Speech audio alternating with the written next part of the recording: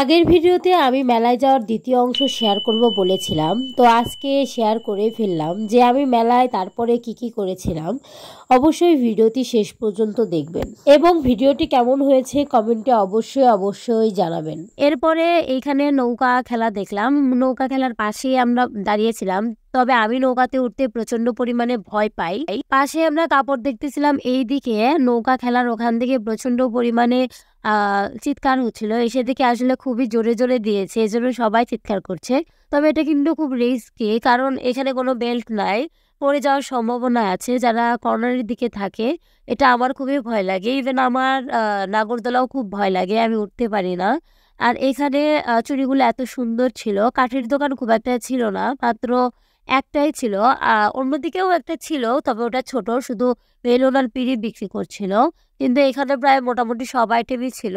এখানে একটা কাঁটা ছিল, এটা দিয়ে আগের মানুষরা চাল মারতো, দেখে খুবই ভালো লাগলো। তবে এত পরিমাণ দাম, বাইরের চেয়েও এখানে দাম বেশি। এগুলো আমাদের এখানে অ্যাভেলেবেল পাওয়া যায়। এই চুড়িটা আমার হাতে খুব ভালো লেগেছিল, তবে একটু বড় হয়েছে। তবে কাচের চুড়িগুলো খুব ভালো লেগেছে, এটাও একটু বড় হয়েছে, এজন্য নিতে পারিনি। আমি ছোট সাইজ খুঁজলাম কিন্তু পেলাম না।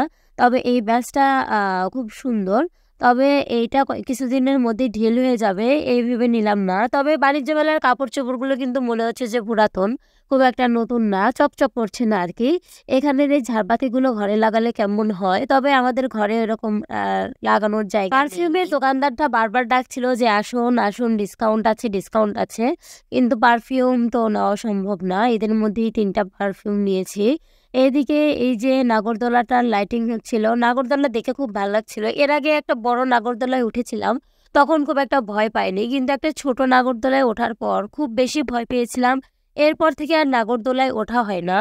এই কাপড়ের দোকানটা অনেক সুন্দর ছিল, এখানে কাপড়গুলো দেখে খুব ভালো লাগছিল, পছন্দ হওয়ার মতো। ভাবলাম একটা 3 পিস নেই, তবে কাপড়গুলো খুব একটা ভালো না, মানে গরমের মধ্যে পরা যাবে না।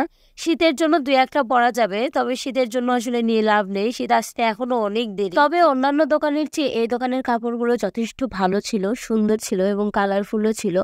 দেখতে দেখতে একটা জামা পছন্দ হয়ে গেল, জামাটা সাদা রঙের। সেই মেলাগুলোতে সবকিছুর দাম একটু বেশি থাকে, এগুলো আমাদের এদিকে অ্যাভেলেবেল, কিন্তু এর চেয়ে দাম কম। এই সাদা জামাটা কিন্তু পছন্দ হয়েছিল, কিন্তু এটা গরমে পরা যাবে না, এই জন্য পরে আর নেওয়া হয়নি। তবে এখান থেকে অনেক জিনিস কিনেছি, আপনাদের দেখাবো। আমি বেশ ঘুরে ঘুরে সবকিছুই দেখেছিলাম, দাম দর করেছিলাম। এই যে কড়াইগুলো, এই কড়াইগুলো খুব বেশি পছন্দ, কিন্তু কেনা হয়নি, কারণ এগুলো বাইরেই কম দাম এখানের চেয়ে, তাই মেলা থেকে কেনার কোনো মানেই হয় না। এখানে অনেকগুলো অলমেট ছিল বা ওয়ালপেপার ছিল, মা এগুলো দেখছিল এবং এগুলো আমাদের বাসায় আছে। মা দাম পরীক্ষা করছিল যে বেশি নিয়েছে না কম নিয়েছে, এখানে বেশি দাম কিনা। তবে বাইরের চেয়ে সবকিছুর দাম বেশি ছিল। এরপর এই দোকান থেকে বের হয়ে আমরা হাঁটতে হাঁটতে চলে গেলাম এই বেলুন পিড়ির দোকানে। আমাদের আসলে যে পিড়িটা ছিল রুটি বেলার, সেটা নষ্ট হয়ে গেছে। এখান থেকে একটা নিতে চাইলাম, দাম একটু সামান্য।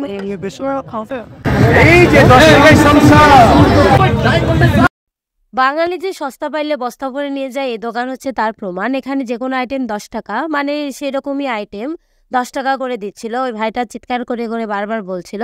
ওই দোকানে আসলে মা ঢুকেছে, মার কি লাগবে সেগুলো নিচ্ছে। এদিকে আমার ছোট বোন এসে জামা দেখছে, আসলে কোন জামা নেওয়া যায়। মেলা থেকে আসলে কাপড় কেনার মতো ওইরকম কোনো স্টল ছিল না, তবে এখানে এই গেঞ্জিগুলো ভালো ছিল, দেখে পছন্দ হয়েছিল। আমি ছোট বোনের জন্য একটা নিয়েছি, আমি আপনাদের দেখাবো কোনটা নিয়েছি। এরপর আমরা একটু খাওয়া দাওয়া করতে চলে আসলাম, অনেকক্ষণ হলে ঘোরাঘুরি করছি, ক্ষুধা লেগেছে। প্রথমে 3 জনে 3টা আইসক্রিম এনেছে, কিন্তু এই আইসক্রিমগুলোরও দাম বেশি, মানে সবকিছুরই দাম টুকটাক করে বেশি। এরপরে খেলাম হচ্ছে ফুচকা। এখানে তেমন কোনো স্টল বসেনি, আমরা একদম প্রথম দিকে গিয়েছিলাম, তাই হয়তো কোনো স্টল বসেনি। এরপর খাওয়া দাওয়া শেষ করে চলে আসলাম একটু খেলতে। আমি এখানে বেলুন খেলছিলাম যে কয়টা পারি দেখি, এরপর আমার ছোট বোনও খেললো। এখান থেকে চলে আসলাম গেঞ্জিটা নিতে, এই গেঞ্জিটাও পছন্দ করেছে, এই গেঞ্জিটাও। আর এইদিকে মা সস্তায় পেয়ে বস্তা ভরে অনেকগুলো কিছু নিয়েছে, অনেক কিছু দেখা যাচ্ছে, আমি আপনাদের পরে এগুলো দেখাবো। এখানের দোকান থেকে আমি একটা পাতিল নিয়েছি, আমার যে পাতিলটা পছন্দ হয়েছিল আপনাদের বলেছিলাম, এবং এই চামচগুলোও খুব সুন্দর, চামচগুলোও দেখে খুব ভালো লাগছিল।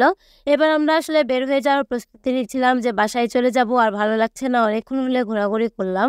গেটের সামনে এসে বারবার দেখাচ্ছিলাম যে চলে যাব কিনা, নাকি আরেকটু থাকবো। এরপরে মনস্থির করলাম চলেই যাই। লাস্টে একটু খাবার কিনে নিয়ে বাসার দিকে রওনা দিলাম। রিক্সার অনেক সংকট ছিল, তারপরেও কোনোমতে একটা রিক্সা ম্যানেজ করে উঠে বসে পড়লাম। মাঝে মাঝে হুটহাট করে ঘুরতে যাওয়া আসলে খুবই ভাল লাগে। আজকে ঘুরে কিন্তু অনেক মজা পেয়েছি, তবে রাস্তায় প্রচুর পরিমাণে জ্যাম ছিল। Thanks for watching. প্লিজ